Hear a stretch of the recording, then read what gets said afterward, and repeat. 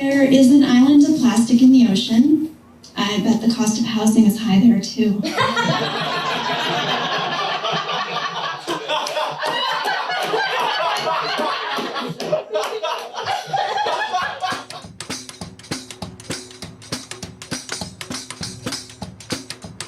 Most of the people you'll see tonight are their first time on the comedy stage. So when they arrived here 5 weeks ago, 6 classes ago, they had nothing. 2 of them still have nothing. No, just kidding. I'm just kidding. now they're all going like, is she talking about me? Is she talking about me?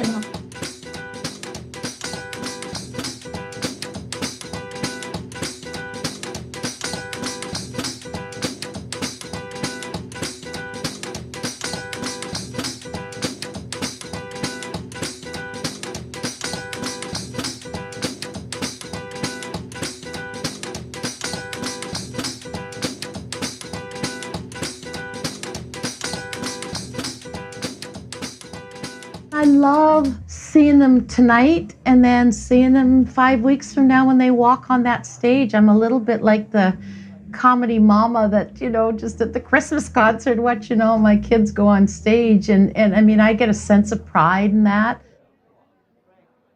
Welcome to stand-up comedy. Welcome your first comic to the stage. Give it up for Ava.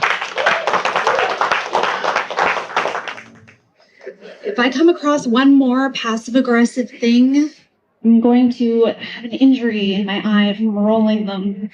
Good. Okay. I've been teaching stand-up comedy for about 20 years. And I live and work in this world. Most of my jobs are related around that. I still do stand-up. I do corporate wellness presentations about using laughter as a wellness tool. I have a background in psychiatric nursing, and I think that people that can laugh together and connect together, it's really, really important. I write for other people. I write for shows. I develop, things. So I try and write my own comedy. I keep that in a separate book. I belong to a writing group as well. We critique each other and try new stuff and do shows. it's pretty much my everyday. And I'm very kooky as well. So I think we should all live our lives like stand-up comics. I really think we should just let it go. Actually, I'm at the age now where I just don't give a shit anymore. I say anything too. I wear what I want. I eat what I want. I say what I want, right? Yeah, I don't care anymore. I was shopping with a friend the other day and she said to me, "Are you going to buy one of those big floofy tops?" And I'm like, "Yeah, what's wrong with those?" She goes, "I can't wear those." I said, "Why?" She said, "Because people will think I'm pregnant." I said, "You're 72. Nobody's going to think you're pregnant. And if they do, go with it, right? Get the parking spot." The most challenging part of today was being in front of people for the first time and just talking about myself. I hate talking about myself. I'm so bad at it. So once we got over that and started doing the jokes, it was a lot easier. What I appreciated is she went in knowing a lot of people, this was their first time doing it and they were terrified. And I was definitely one of those people. Do your thing. Because comedy's about kind of what's in your head, what's in your heart, and also what's in your gut. If it really resonates with you, do it. This is probably the main part about comedy. Personal stories and observations. How you see the world. None of you see it the same way. But the good news is somebody else in the audience usually does. And that's your job, to tell them your way and get the laugh. I had a condo break one time. It was really scary. Those things should not be trusted for balloon animals. Whenever you wrote here, there is sometimes a sense of something that you want to expose about yourself, or you want to acknowledge, or you might want to even share with the comedy stage. It's easy to think that I'm the only one going through this. If you want to hide it, you maybe are. But if you choose to reveal it and share it, it becomes a little bit more able to, enjoy the topic, if you wish.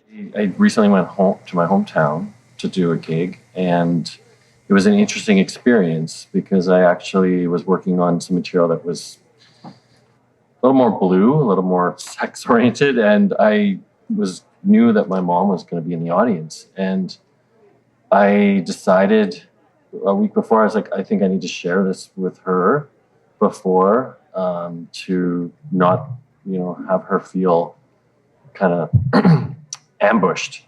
So I did, and it spurred a lot of conversations about like, where does my comedy come from, and how do I choose my topics? They took a genuine interest in it, like brought me closer to my parents. So who knew comedy could do that?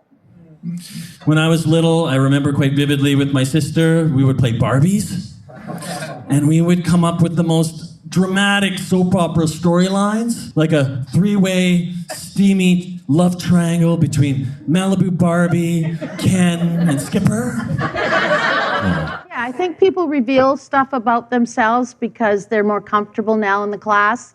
They know that those subjects are not off topic. You can reveal whatever you want about yourself and share and make it into comedy. Okay, my set was a lot of dick jokes, so apparently I triggered everybody's gaydar. And I literally got asked whether I was straight or not. But apparently that's a potential source of comedy, so I'm going with it. As a promo, I got a free box from HelloFresh. So they sent me the recipe and they sent me all the stuff I needed, perfectly pre-measured. But I told them it was just for myself, and I feel like that played a hand in how phallic the vegetables were.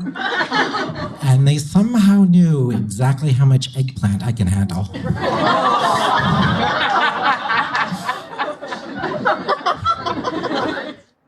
They're getting better every week, but they don't realize it, but they're working harder, and they're bringing more to the stage every week by just exposing themselves more.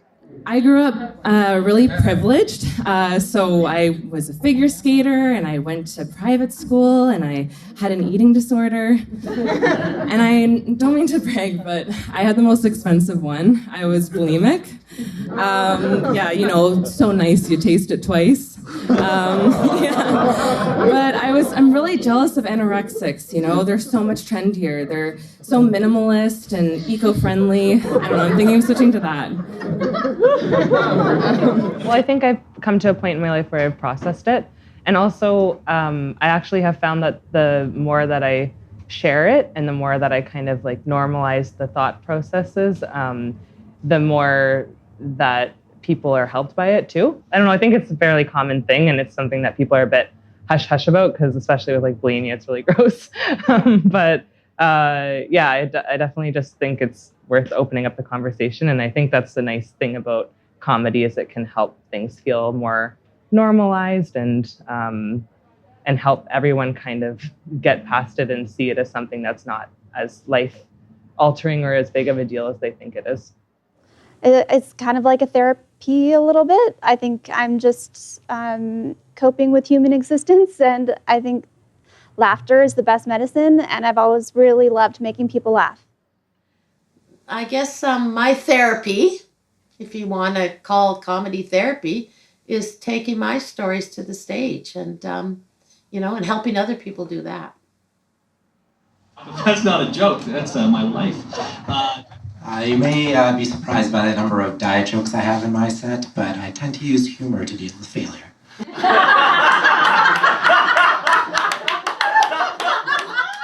And one of the guys was mentioning about the trying to lose weight, and we're all trying to do that, and I did the whole thing of the new year. I'm going to lose weight. I'm working on losing 10 pounds, and I'm just glad to tell you I have 13 to go. So I've been through a few things, and I just don't see any point in not being honest anymore. So, yeah.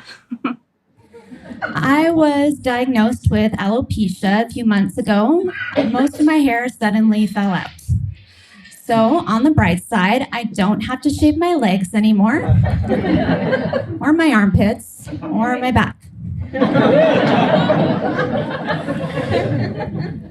Since losing all my hair, I keep finding all those hair clips and hair elastics that I couldn't find when I needed them.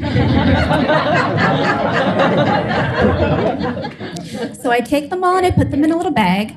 I take that bag to the park and I fling them at raccoons.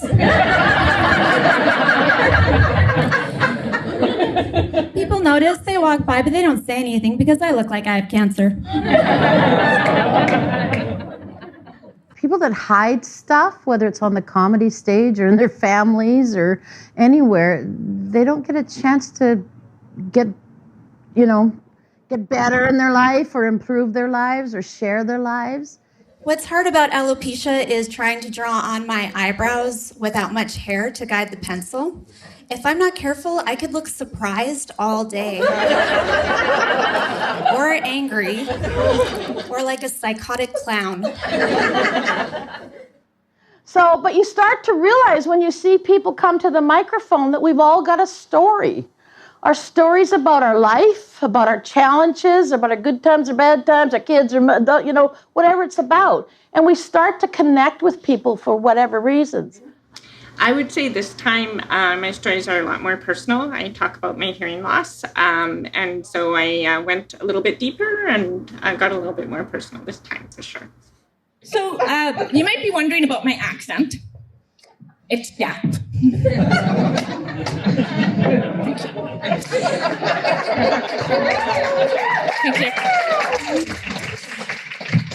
It's also how I convinced so many guys I was an exchange student and drank for free my first year of college. When I was a kid, one time I lost my hearing aid, and my mom just found it right away, like magically. And I'm like, Mom, how'd you do that? Did you know that when a hearing aid is not in your ear, it lets out a really loud squealing noise? You know who didn't know that? The deaf girl. Yeah, watching people write or talk their stories and showing their vulnerabilities, to me was like, that's how I started when I did my classes last year to this year. I remember I wrote a whole bunch of those vulnerabilities, and there's always, there's funny in the tragic, right? The sample can't be more than 15 minutes old. And the lab from my house is 12 minutes away. And it's just not enough time really for like clean up, delete my browser history, put away my Darth Vader mask. I contemplated suicide this summer, but I had a wedding that I was coordinating, so I couldn't. But good news, the marriage broke up within 6 months, so at least it was their marriage and not me that had to die. I loved your suicide joke. It was fantastic. Now, is this real? Yeah. Yeah. Did it come across as real? Yeah. Yeah. So it's authentic. You're just like, oh, and people in the audience go like, oh. Don't worry, I really only hate like 3 or 4 people in the world, Which is pretty good, but don't worry, I'm still number 1. So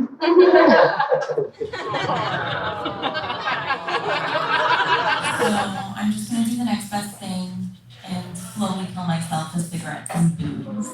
It's getting a little bit more to the authentic part of them. So once they get to their authenticity, then I can help them get to the punchlines. I'm not very talented in the kitchen. The most complex thing that I can do is clean my diva cup. Yeah. It's really great. It only takes 5 minutes and you can have tea afterwards.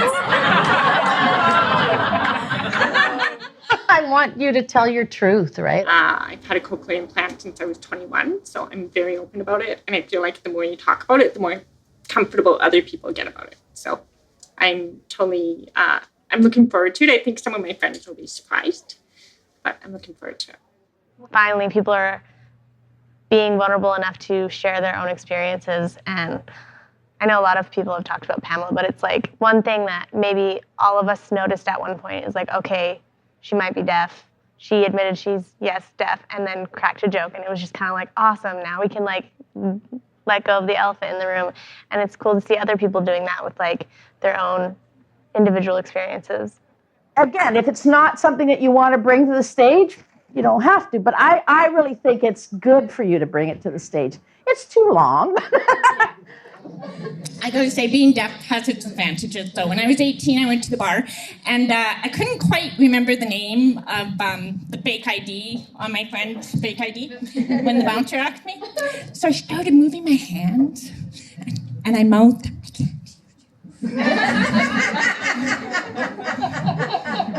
It totally works because no one ever suspects the deaf girl. I feel like bringing my personal life to the stage in comedy has been a way to process my experiences and sort of to be able to laugh at myself and not take myself too seriously. I am a nerdy millennial out of isolation for tonight. I've been talking out loud to myself to keep myself company, but I find the conversations are very one-sided. Tim talked about his grandmother dying, and that was like right now. It just happened last week, and he was able to create a joke out of that, and it's pretty crazy joke, but it was funny, and I think you can tell it was almost therapeutic for him when he walked out. True story, my grandmother passed away 2 weeks ago. But being raised Christian, it's kind of nice. I take a little bit of comfort knowing that she was also faithful and prayed a lot. And now she's burning in hell. I was doing the opening keynote in the morning for a teacher's conference, and my mom died at 7 o'clock the night before. Yeah. So what I chose to do was first and foremost deal with it and address the fact that my mom had just died, but I'm here. My mom was cool. She liked laughter. She liked, so I'm going to honor her. And here we go. And boom, did my presentation. Had I not, I really think I would have broken down somewhere halfway through the presentation and completely lost it. So that was a choice I made. But that's why I say, if you're working in the business, shit happens. Your wallet gets stolen, your house falls down, you get stressed or depressed or whatever, but you still got to kind of pull up your big girl panties and get back on that stage. Audiences want to think you're having fun, even if you're scared shitless, right? The thing that scares me the most is just the idea of getting in front of people. Even just before, I know I'm about to go on, my heart's going and my legs start shaking and I'm like, why am I so scared? And then I stand and it's fine. It's just the anticipation. That seriously, it gives me anxiety all day, especially if I don't feel like I'm prepared. I've had a lot of terrified fun in this class and in this group. If they don't have an attitude or they don't care about the subjects that they're presenting at the mic, it's not going to work with the audience. So that's very important to the comedy stage. I know what audiences like. I know what works on the stage. So when I say try that this way or do it this way or take my guidance. I'm like a coach. I'm like, everybody can get on first base maybe. They can, a little bunt and run to the first base. But I'm going to want you to go all around the bases. I want you to hit home runs. More than anything, when I watch stand-up comedy when my students showcase, I watch the audience too. So I've got 16 plus years of audience reactions down in the behind here, right? And I know what audiences get upset at and what turns them and what offends them. If they've told me their true, authentic story, I can build comedy material for that person. And then I have to teach them how to do it, right? But I need them to build the comedy material, right? So I have to hear them do it, but they have to, sell that to me too, right? Or me being the audience, right? Yes. In between the comedy show and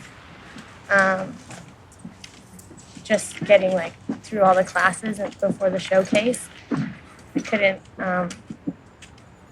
really have that much time to write because I was working 7 days a week just for those 3 weeks that we happened to be the parents of the showcase. So I would walk the dogs from 9 to 5 and then I'd go home and try and write that evening. And if I couldn't write, then I would try to write the morning before I went to work. But yeah, mostly I would just leave it until Sunday or Monday night before comedy on Tuesdays and cram a bunch of jokes into my notebook that I had just thought of while I was out and about in hopes that they were actually funny. But it turns out there's nothing that funny about walking dogs. Except maybe picking up their poop, but the joke's on me then.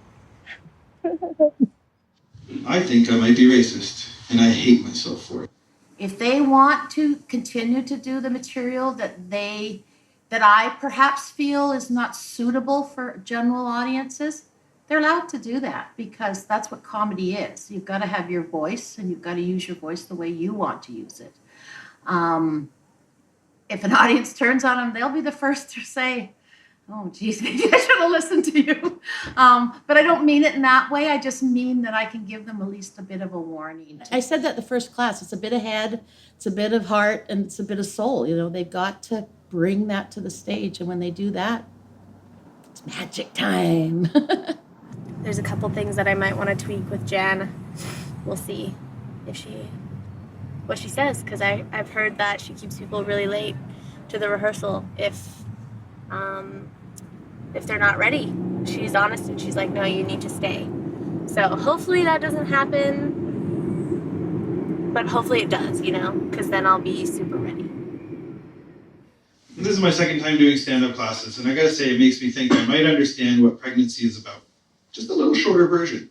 6 weeks of insane stress, 5 minutes of pure terror.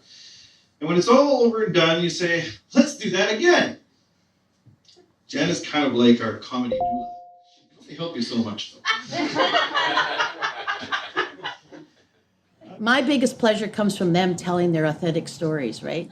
I went to a Catholic elementary school and an arts high school, and I learned absolutely nothing with day-to-day life, and the amount of guilt I feel is just...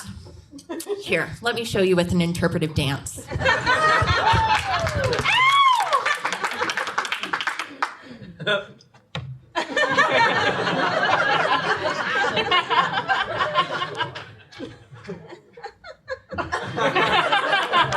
Thank you. And how come no one told me you can hear explosive diarrhea through the bathroom door? I'm trying to organize my jokes because now I feel like there's some last minute tweaking to do. Today I had a joke down and I wrote a cue word so that I could just look at the card and then know the joke, but I decided last minute to change the cue word, and so then when I was up in front of everybody and I looked at the card, it was a different cue word and I was like, what? I don't know what that, I have no idea what that is. So I had to just throw it out the window and move on, and I don't want that to happen tomorrow. Obviously, I don't want to be standing on a stage going for like 45 seconds. Actually, this is funny because Rob just told me after class, he was like, you say a lot. So I'm trying not to do that. So I'm from Alberta, which means I was raised by rednecks. Yes. But since I've lived in Vancouver for 5 years now, I'm a liberal who's a little bit racist. Yeah, it's show day, so I'm getting ready to do my lineup and figure out which comics are going in what order so that I don't have overlapping comics, like a same type of material. And then what I do is I go and have a nice big bubble bath. Here we go, performance week. I'm not ready. So dieting is tragic. I mean, it's not literally a tragedy because I've never had to say, I've lost so much.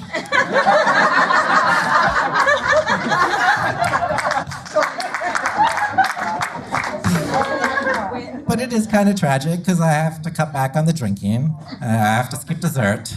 I've had to tell my boss that there is a ton of sugars in semen.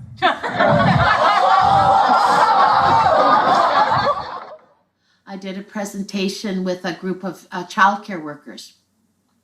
It was on laughter and using laughter and being, fun on the job kind of a thing. And I, how give yourself permission to act up and be kooky. And there was one woman who kind of, the whole thing, and I'm just like, oh, okay, whatever.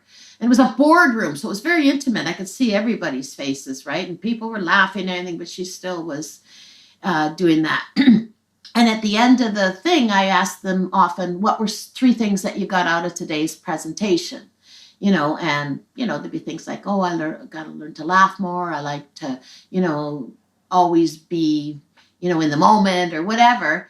And when I got her card, on the back of it, it said, oh, you gave me permission to laugh again. My nephew was 25 years old and died in a car accident 3 weeks ago. And I didn't think I'd ever laugh. And I want to thank you for giving me permission to laugh again. Whew. And that's always stayed with me. Actually, I carry that card in my corporate presentation book because that's what comedy is. Somebody's got a story out there that may or may not get them laughing about certain things today, but somewhere in their head and their heart and their soul, they're giving themselves permission to experience that day. They came for some reason, they laughed for some reason, or they didn't laugh, but internally they've got something out of it. So my payoff teaching the comedy classes is watching people get on the stage and do their thing, get a laugh, and come off the stage and go like, oh my God, that was the best thing ever. Whether you're the smartest person in the world or you're limited with your skills, I think there's something about you that deserves recognition and deserves for you to move forward in your life with.